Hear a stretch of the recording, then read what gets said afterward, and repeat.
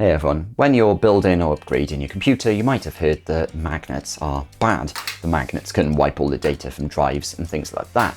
And that is sort of true when it comes to mechanical hard drives, the old school ones, but it's not really that true anymore. And so if you have magnetic screwdrivers like I have here, 3 different types of ones, you don't actually need to worry about using these in a computer build. In fact, I often use all 3 of these in a computer build and I've never had any issues at all.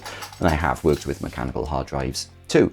To me, the biggest issue when using a screwdriver inside your case is that you accidentally slip and you actually scratch your motherboard, because a lot of the trace lines in your motherboard are actually circuits and things hooking up one component to another. So actually, if you accidentally slip when putting in a motherboard standoff screw or something like that and actually damage your motherboard, that is a bigger risk. But certainly the actual little magnetic ends, they're not powerful at all. I mean, they barely stick to my case even though it's metal, and that's certainly not going to be enough to actually fry your motherboard or your graphics card or your NVMe SSD or anything like that. So don't worry about using magnetic screwdrivers in your build, but do worry about accidentally damaging your computer hardware with a screwdriver. Be as careful as you can.